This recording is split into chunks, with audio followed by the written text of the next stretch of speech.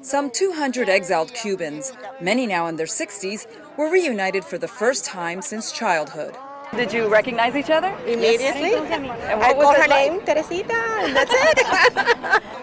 They all escaped Fidel Castro's communist regime as part of a rescue mission aptly called Operation Peter Pan that brought them to the United States 50 years ago. I was going to be sent to Russia. So I got out of Cuba and went to Florida City. I was there for 3 years. In 1960, the exodus of some 14,000 Cuban children was planned by the Catholic Church of Miami and the U.S. government with the consent of their parents. 5 decades later, aboard 3 buses, some of them sang camp songs as they were transported to tour the refugee camps that once housed them. Okay, guys, here's Kendall. Some of the pictures that I have, you can see it was a lot of pines, but Hurricane Andrew completely cleaned this area from the pines. I remember going over to the pines and cry a lot. At age 16, Juan Pujol knew then that he had to grow up quickly at Camp Metacumbe. I did some praying and I said to myself, you know what? This is going to be tough. You're going to be on your own.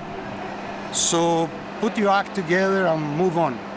As a teacher at Camp Kendall, Maria Gonzalez Pita says the children were well behaved, despite the suffering they experienced being separated from their families. And we never have any problem, any discipline problems with them. I don't remember to have to send one to the office, never.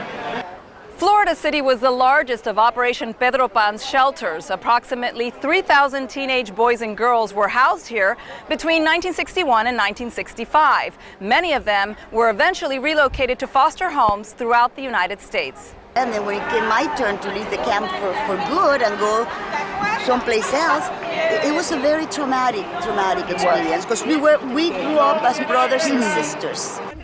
Many waited years to be reunited with their parents. Some never were. Today they exchange pictures, anecdotes, and hugs. It's been very special because the bond that was created in those years will remain with us forever. For CNN, Cristina Puig, Miami.